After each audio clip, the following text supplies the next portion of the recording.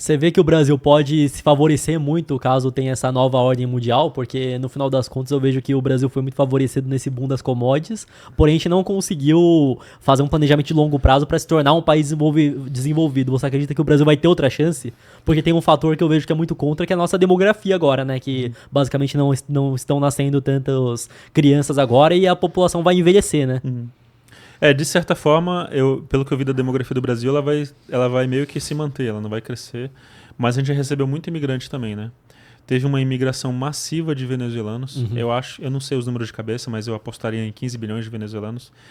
E isso entra na nossa força de trabalho. Pelo menos assim, em Santa Catarina tem muito venezuelano em McDonald's, em supermercado, em indústria, tem muito venezuelano. Também isso entra na nossa força de trabalho.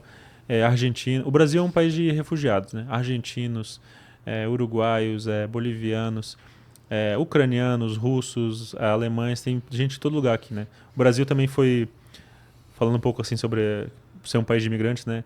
Italianos, alemães, chineses, aqui no São Paulo tem muitos chineses, né? Alemães, italianos também. Mas sobre especificamente ali a China, sobre o Brasil, né? Perdi minha linha de raciocínio. Sobre o Brasil... Se o Brasil vai se beneficiar muito com isso, vai poder se desenvolver. Eu acho que se o Brasil se manter a neutralidade, né? Eu sou favorável que ele venda para todos os lados. Que ele venda para Estados Unidos, que ele venda para a Rússia, que ele venda para a Ucrânia, que ele venda para a China, que ele venda para a Europa, que o que faz o país enriquecer é o comércio. Se ele for um pouco mais político, isso vai prejudicar os negócios, né? Então, se ele se manter neutro, ele pode surfar uma onda que poucos países teriam essa oportunidade. Ele pode ser parceiro comercial da China, da Rússia e também dos Estados Unidos e também da Europa, né? Agora, o problema do Brasil são essas questões políticas internas, né? São os impostos, é o Congresso, a parte política, isso aí que prejudica o Brasil.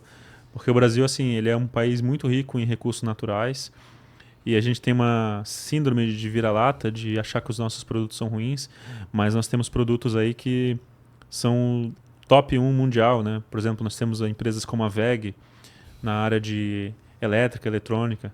Nós temos empresas de ponta como a Embraer, né? Até a própria exportação de commodities. Então o Brasil vai lá e importa cacau para a Suíça fazer o chocolate. O Brasil vai lá e importa o café, só que aí no final das contas... Exporta, né? Exporta o café, aí vai lá para fora o café é bom e o brasileiro acha que o café às vezes do Brasil é ruim porque fica com a população que tem menos acesso, vai ficar com aquele café ultra torrado lá, né? Talvez acho que seja por isso junto também. Até na questão de extração de minério de ferro, por exemplo, a Vale é uma das mais eficientes do mundo. Você pega a parte do agro aqui no Brasil, é extremamente tecnológico já, então tem tanto na parte de tecnologia dos tratores ou de drone também na hora de fazer a irrigação e tudo mais, então não é aquele negócio, não, que o Brasil tudo que tem é ruim, que lá fora que é bom.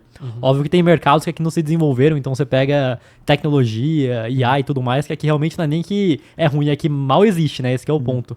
O interessante do seu exemplo é o seguinte, é que o Brasil tem uma tecnologia absurda de commodities, de commodities agrícolas, né? De soja, tem a Embrapa, aí tem todo um desenvolvimento genético, toda uma questão de irrigação do solo, de fertilizante e tal.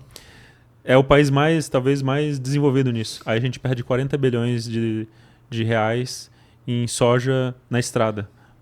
Porque não é feito por ferrovia e aí vai caindo no caminhão. Por conta da estrutura mesmo que o Brasil tem, que não é desenvolvida para conseguir fazer o transporte, né? Coisa ridícula, coisa absurda, né? Então também poderia ser mais eficiente se tivesse estradas minimamente decentes, ferrovias, né?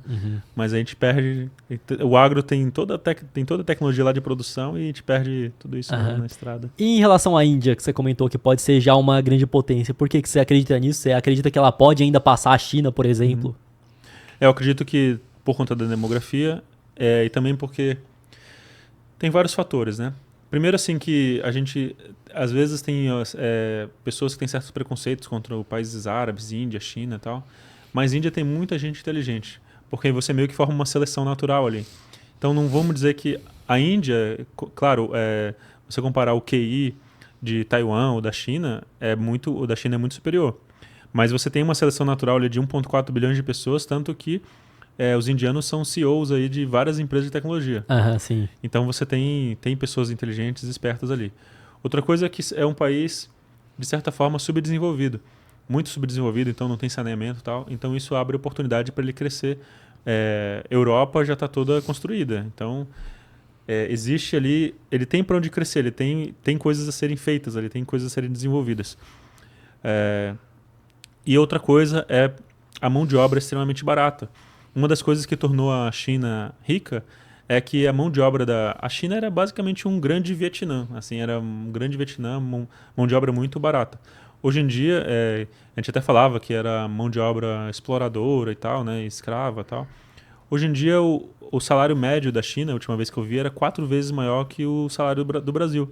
Então, eles não têm mais essa mão de obra, ainda é barata, mas não é tão barata, principalmente se você comparar com a Índia. E eu já vi que a produtividade do chinês é muito grande também, né? Tem esse ponto, né? É do indiano também. Então, assim, hoje, se você... não só a Índia, mas outros países como Paquistão, Bangladesh, até quando você compra aí roupas de marca e tal, às vezes você pode ver que é fabricada no Paquistão, Bangladesh e tal, por conta da mão de obra, né? Então, as empresas também, elas estão diversificando. Pô, a China já está muito cara, agora se eu fizer uma fábrica na Índia, ou em Bangladesh, ou no Paquistão, ou no Vietnã, é mais barato. Então, tem essa arbitragem de mão de obra aí, que é indiana, que é muito barato, né? Tanto que é o grande call center dos Estados Unidos, né? Porque eles sabem falar inglês, também é um diferencial. A população uma boa parte fala inglês. Então, esse é outro diferencial, né? Você tem para onde crescer, você tem mão de obra barata, você tem pessoas inteligentes, você tem o que fazer lá. Então, acho que esse é alguns dos motivos de por que a Índia vai crescer. Acho que faz bastante sentido e tem esse ponto mesmo, né? Que a partir do momento que a China já fica com a mão de obra um pouco mais cara, as próprias empresas vão procurar outros países que tá um pouco mais barato e esses países vão se desenvolver também, né? Exato. Se for parar pra ver, até o Brasil poderia ser barato, né? Que o real perdeu tanto valor, então o salário mínimo aqui é o quê? 200 e poucos dólares?